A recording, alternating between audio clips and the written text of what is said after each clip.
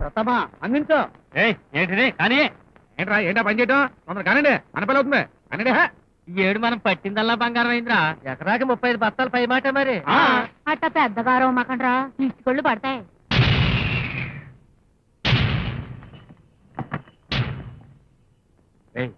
ఉల్లేబాయ్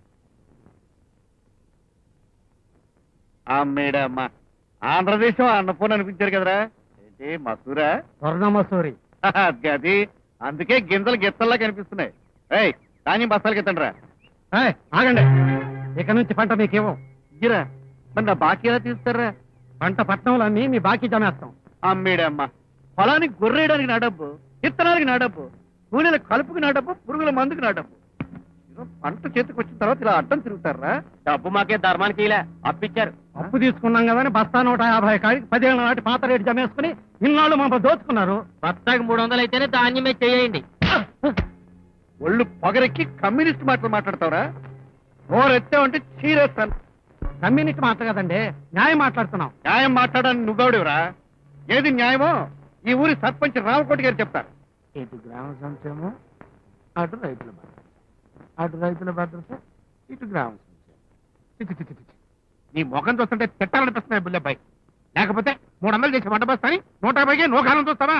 ఒకడవేంటి బావా, 10 ఏళ్ళ నుంచి అదే రేటు చొప్పున. ఏంటయ్యా రేటు? 10 ఏళ్ల క్రితం మన ఊళ్ళో పావలకి గడ్డం గీసేవారు. మరి ఇప్పుడు వెళ్ళి పావలకి గడ్డం గీయను బొచ్చుతో కొడతారు. అసలు ఎవరో రైతులు కాదయ్యా, మన దేశానికి ఎన్నెముకలాంటి వాళ్ళు. వాళ్ళ ఉసురు మనకు తగిలిందంటే ఆ డాడవరు అలా భూకంపం అది మన ఊళ్ళోనే వస్తుంది. అప్పుడు నువ్వు ఉండవు, నీ అప్పులు ఉండవు. అయితే ఇప్పుడు ఏం చేయమంటావు? చేసేదే ఉంది, నువ్వు నోరు ముసుగు కూర్చో. వాళ్ళు పట్టణం వెళ్ళి వాళ్ళు పంట అమ్ముకుని వచ్చి నీ బాకీ అనా పైసలతో సహా నీ మొగాన్ని కొడతారు. మీరు వెళ్ళే పని చూసుకున్నాయా? సర్పంచ్ గారికి అర్థాంతరంగా రైతుల మీద ప్రేమ పుట్టుకొచ్చింది. అట్లా పుట్టకపోతే వాళ్ళకి మన మీద ఉన్న భయం భక్తి గిట్టిపోతాయి. ఏదో ఒక రోజున నీ మీదకి ఎగేసుకొచ్చినట్టే నా మీద కూడా ఎగేసుకొస్తారు. అందుకే ఎప్పుడైతే వాళ్ళు ఎదురు మాట్లాడటం మొదలెట్టారో మనం వాళ్ళకి ఎదురెళ్ళకూడదయ్యా. వాళ్ళకి తెలవకుండా మళ్ళీ వాళ్ళు లేవకుండా ఎగిరి ఎన్ను పోసమే తన్నాలి. నాకేం అర్థం కాలేదే. నువ్వు తడిగొడ్డేసి కూర్చా, అంతా ఈ అగ్గిదేవుడే చూసుకుంటాడు.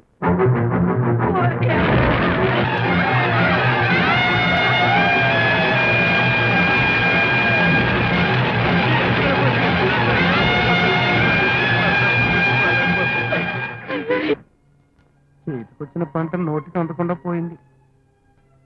చేసిన అప్పులు అట్టగే ఉన్నాయి. ఉన్న పొలాలు కాస్త తాకట్టుకి వెళ్ళిపోతున్నాయి. అగ్గిదేవుడా, మా రైతులు ఏం అన్యాయం చేశారయ్యా? వాళ్ళకింత గుండె కోతలు మరెందుకు బాబు బాధపడతారు? ఇదంతా మా కర్మ. ఏడాది పొడుగునా రెక్కలు ముక్కలు చేసుకుని పండించిన పంటంతా మాడి మసి దరిద్రుడిపై దేవుడికి కూడా కనికరం ఉండదని నిరూపించింది. వెళ్ళొస్తాం బాబు. వస్తాం బాబు, వెళ్ళొస్తాం బాబు, వెళ్ళొస్తాం బాబు, వస్తాం బాబు.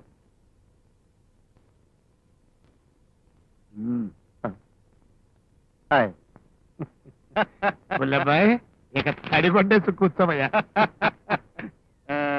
నిజంగానే తడిగుడ్డేసుకున్న సంబరంగా ఉంది బావా. అమ్మేడే అమ్మ, పొద్దెక్కి దిగే లోపల వాళ్ళ తలరాతలు మన చేతుల్లోకి వచ్చేటట్టు చేసావు. ఎలా జరిగింది బావా ఇదంతా? ఎలాగే ఉండే రైతు సోదరులు కొంచెం ఆవేశపడుతున్నారా నాన్న. ఒకసారి వాళ్ళ పొలాలకి వెళ్ళి చూసిరా అన్న అంటే అది కాల్చి వచ్చేసరికి ఎవరది? నేనే రే చుక్క నువ్వు, నేనే ఈ పగడి చుక్క నువ్వు, నేనే. ఎవడు బావా ఈ దుప్పటి వీరుడు? నీ ప్రాణం కంటే పుట్టినవాణ్ణి, నీ చేతి గోరు ముద్దలు తిని ఇంత ఎదిగినవాణ్ణి.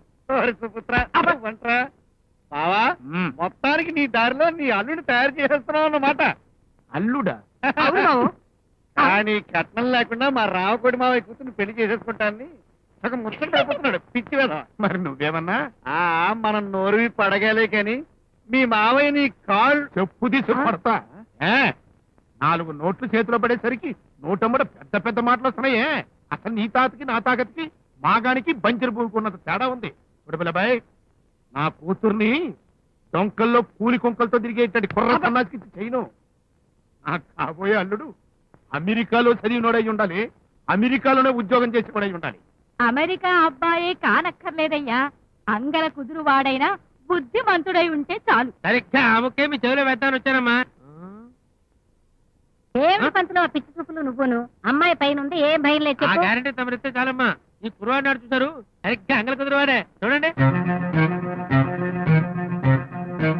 చీకట్లో చూస్తే చిరంజీవిలా ఉంటాడు, వెలుతురులో చూస్తే వెంకటేష్ లా ఉంటాడు, మధ్యాహ్నం చూస్తే మోహన్ బాబులా ఉంటాడు. టోటల్ గా డౌటే లేని సంబంధం అమ్మా. చాలే ఆపవయ్యా నీ సొల్లు కబుర్లు నువ్వును. ఆ వంకాయల పడానికి ఇట్లాంటి కబుర్లు చెప్పి చెప్పే వాళ్ళ కొంప ముంచావు.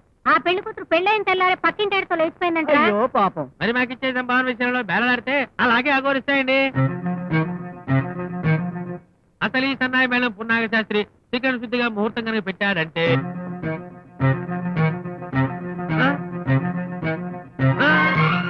శాస్త్రి ముహూర్తం అంటున్నావు దేనికి? తద్దరంగమ్మా. ఓరి నీ అమ్మ కడుపు కాలా ఆ? నీ పెరిగితేనే తగలయ్యా. సంబంధం తెచ్చిన దానికైనా ధైర్యంగా చెప్పచ్చుగా. ఊరుకోమ్మా.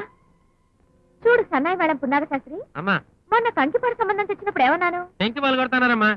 మచిలీపట్నం సంబంధం తెచ్చినప్పుడు విశాఖపట్నం వరకు తరివి కొట్టారమ్మా. అమెరికా సంబంధం తప్ప ఆంధ్ర సంబంధం తేవద్దని చెప్పినా ఈ సంబంధం తెచ్చినందుకు నేనేం చేయాలి? ఏం చేస్తారమ్మా? అమ్మో నీ పిల్లతో కత్తిరించి మా పని మనిషికి సవరం చేయిస్తా. అమ్మో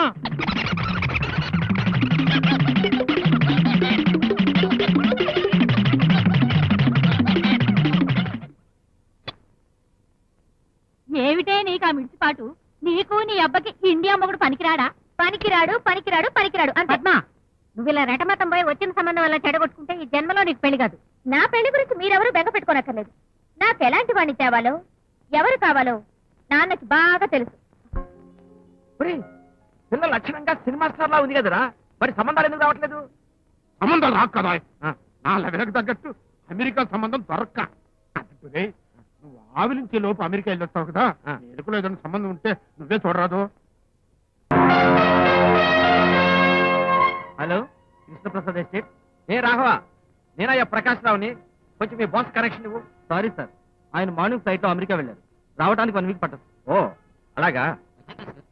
నో అర్జెంట్ ఏం లేదు, ఆయన వచ్చాకే కలుస్తాను. ఎవరికి నా ఫోను? కృష్ణప్రసాద్ అని నా స్నేహితుడు కొడుకున్నాడు.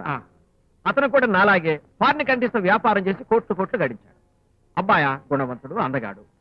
పిటి ఏంటంటే అతని తల్లిదండ్రులు ఇద్దరు 2 సంవత్సరాల కిందటే యాక్సిడెంట్ లో చనిపోయారు. అంటే వెనక ముందు ఎవ్వరూ లేని కోటీశ్వరుడు అనమాట. మా పట్టమ్మని చేసుకుంటాడేమో అడగరాదు. అమ్మాయి ఫోటో చూస్తే తప్పకుండా ఒప్పుకోవచ్చు. పైగా మంచి సాంప్రదాయమైన కుటుంబంలో పిల్లని చేసుకోవాలనే ఆలోచనలో ఉన్నాడు. మరైతే ఆలస్యం ఎందుకు? ప్రస్తుతం అతను అమెరికా వెళ్ళాడా. ఒక పని చేయి, అమ్మాయి ఫోటో ఇక్కడే ఉంచిపెట్టు. అతను అమెరికా నుంచి తిరిగి రావడంతో వివరాలని మాట్లాడి మన ఓకే. ఒరే రావుడు, అమెరికా అన్నావు, అబ్బాయి అన్నావు, రోజులు గడుస్తున్నాయి గాని కుర్రాడు రాడేరా? వస్తాడే. అది ఏమన్నా మన ఊరు పక్కన ఉన్న ఆస్కూరు అనుకుంటున్నావా? అమెరికా తలుచుకోగానే ప్రత్యక్షం అవడానికి. అయినా ఈ మధ్యన అసలు నీ నోటికి మన పంచాయతీ మైకి తేడా లేకుండా పోతుంది. ఆ ఒత్తులు చేసుకోవడం మానేసి ఊరంతా టంకేసి వదిలేసావు. నేను అడుగు బయట పెడతాం ఆలోచం. ఏమంటే మీ అమ్మాయి పెళ్ళంటగా, అగ్రికాలుడు ఎప్పుడు వస్తున్నాడు అని పారన కొళ్ళలాగా జనం ఒకటే రథ. టెలిగ్రామ్.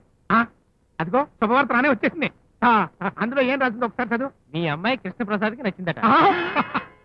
రేపు పెళ్లి చూపులకి కారులో బయలుదేరి వస్తున్నారట. మెయిన్ రోడ్ కాడికి వచ్చి మిమ్మల్ని రిసీవ్ చేసుకోమని రాశారు. ఏమంటే అసలు వస్తాడంటారా? కుర్రాడు ఒకసారి చూసావట్రా అని అడిగావు కదా. వస్తున్నాడు చూసుకోండి. ఆకు లాంటి కుర్రాడు. ఆయన చూడాలంటే మన 6 కళ్ళు చాలు. అమెరికా అల్లుడు.